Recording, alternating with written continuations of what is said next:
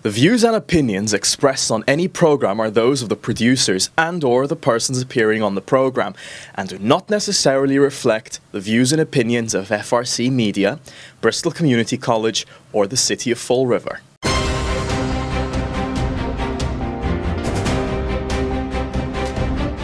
Thank you for joining us today here in FRC Media. I'm Keith Tebow. November 5th, state election coming up very soon. And we're spending some time to speak to as many candidates as possible so you can make informed choices when you go to the polls on election day. You know, there are only a few local and regional races here in Fall River anyway, as we head to the election. One of them is the race for governor's council. There are two candidates running for the two-year seat, and I'm pleased to be joined by the challenger in this year's race. She is Krysten Condeon. She is running as an independent for governor's council. Krysten, how are you? Thank you for joining me. Thank you for having me, Keith. I appreciate it. So, people may not know you. So I guess my first question is, tell a little bit about yourself and why you want to be the next governor's council for District 1. So, Keith, I was born and raised in Plymouth, Massachusetts. I'm a mother of three fabulous grown children, and I raised the kids, stayed at home with them, and then went back to law school at night when they were 4, 6, and 8. I started my legal career about 20 years ago at this point. I've had my own solo practice here in Plymouth, where I am a litigator. I'm involved in every court in the Commonwealth, but I focus mostly on district courts, superior courts, juvenile, and probate and family courts. That gives me the opportunity to get to know all the judges and all the clerks in all the courts of the Commonwealth. But basics are that I am a mom and an attorney, and I'm happy to be here. So let me ask you, I forget to set up before what the Governor's Council does. The Governor's Council meets on a regular basis. It provides advice and consent on the money that is spent by the Treasury. It also is very integral, as you mentioned, in terms of appointing judgeships and other sort of legal appointments that the governor would make. That includes clerk magistrates, public administrators, approving notaries for their work in the Commonwealth, as well as also being involved in any pardons that the governor may wish to issue. So let me ask you, what would be your number one issue if elected to the Governor's Council? So my number one issue, only because I'm in and out of the courts all the time, is control over, or assistance with control over, the choice of judges and clerks in the court system. Unfortunately, it seems that we get periods of time that we have specific judges that are picked depending on the political party of the governor. I'm trying really hard to keep politics out of the judicial system, and I'm trying to make sure that the judges and clerks that we are picking don't have a sway one way or another based on their political views. And so that's the most important thing for me. Yeah. Let me ask you, and you touched upon this a little bit during your introduction. You are an attorney, and as you said, you're in courts quite often. How will that experience, help you in this? You mentioned about how you see a number of judges, but I guess what particular things have you learned as an attorney in the courtrooms that you will bring when you need to evaluate these judge applicants? A lot of the things that I see, I work with some court-appointed clients, and obviously some private clients. So I see all aspects of life in the Commonwealth. I see people who are from all aspects of life who are afflicted with problems with addiction, problems with mental health, all of those things. I see that in the courtroom, and I see how our judicial system needs to have more education and more flexibility in consideration of those kind of things, like drug addiction, like mental health issues. And that's one of the focuses that I do, is to make sure that the judges are taking into consideration the people who are actually in front of them. Unfortunately, a lot of judges are out of touch with reality. They don't understand what it's like to live in the Commonwealth and have to work at a 9-to-5 job where each week's paycheck doesn't last till the next week. They don't understand the difficulties of raising families when money's tight. They don't understand the difficulties of trying to maintain your conduct when you're also trying to juggle things like addiction, mental health. So those are going to be my focuses to make sure that that those are addressed by the judges that we have that come in. Also, one of the major issues with the Governor's Council is to weigh in on the budget, and that's the judiciary budget.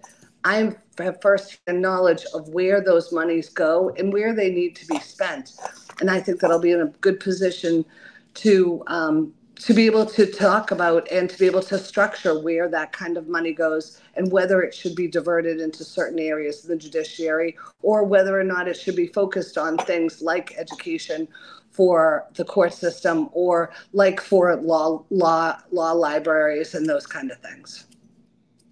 You know, the District 1 is pretty large, very large. All the districts are. There's only 8 governor's council districts across the Commonwealth. And I believe there are 48, I believe, communities in this region.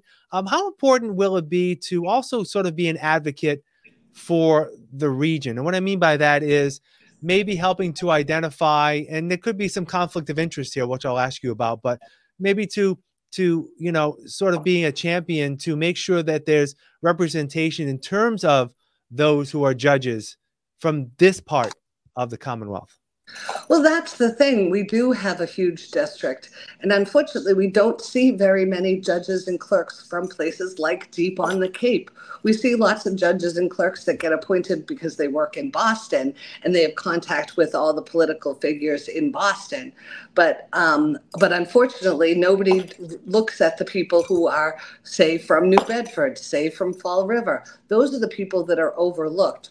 Or the people down in the Cape. There's a far different life as you're living down the Cape off season rather than somebody who's living up close to Boston and understand and they have access to things like transportation and public transportation and all of those things. The implications of laws are different depending on where you live, and everybody should be represented in our court system. Yeah. I want to shift gears to another role of the council, and that is to confirm or not pardons that the governor may wish to execute. How difficult could it be to weigh not only the evidence that may be in favor of pardoning someone, but also taking into account maybe some potential victims who may have been victimized by an individual? I know some of the pardons tend to be more lesser crimes, not necessarily impacting another individual, but how would you weigh that out in terms of considering pardons? Well, fortunately, I've had experience on both sides, whether representing victims in civil suits or in things like probate and family court, and also the defendants on the criminal end.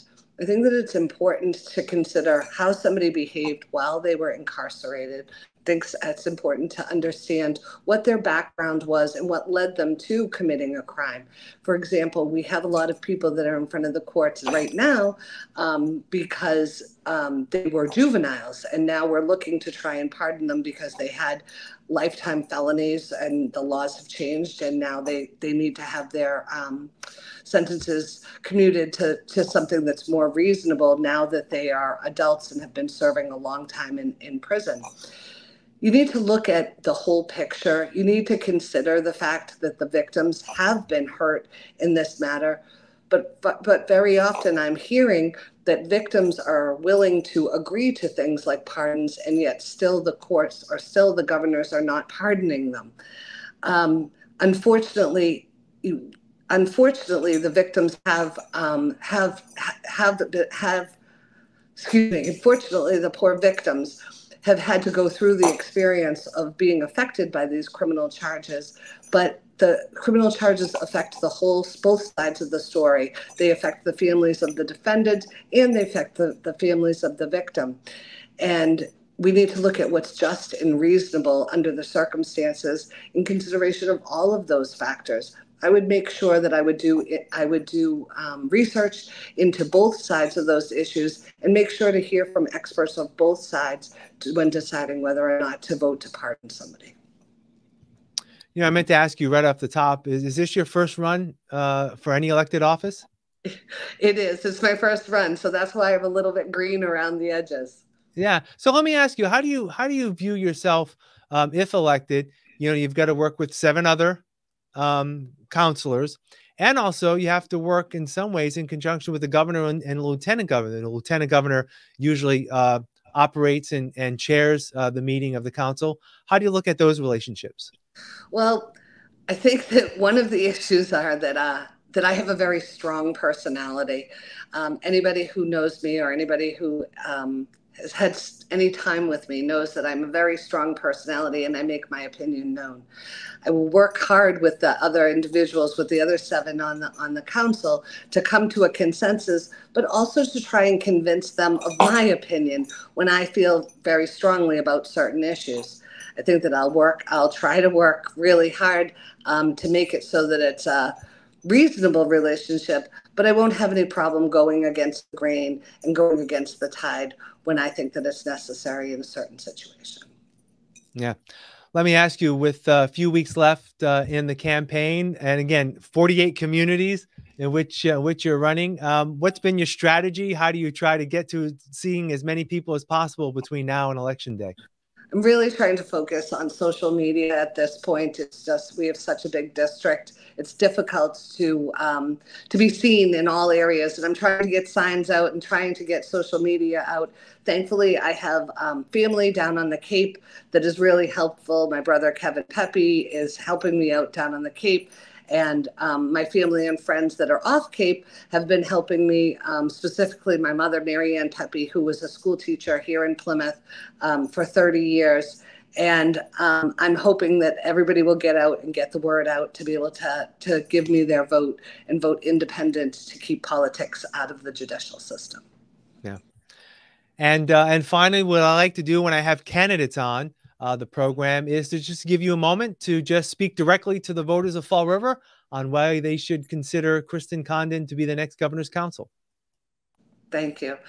Fall River is full of diversity. We have families that have been working hard, that are living paycheck to paycheck. We have families that are wealthy, but you all have means and you all have needs in the court system, and you should all be addressed in the court system. It'll be my effort to help you from Governor's Council to be able to choose judges and clerks and that are going to help your needs and are going to serve you in the community. I'll also be working hard with the governor and with the other members of the council to make sure that the judicial system is a place that's accessible for everyone, that helps people with conditions such as mental health issues and drug addiction issues.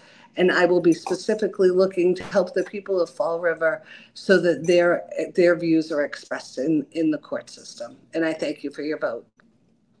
All right, Krysten Condeon, independent candidate running for Governor's Council in District 1. I appreciate your time, and I wish you all the best. Thank you for joining me. Thank you, Keith. All right. And thank you for joining us here in FRC Media. Please make a point to vote on Tuesday, November 5th.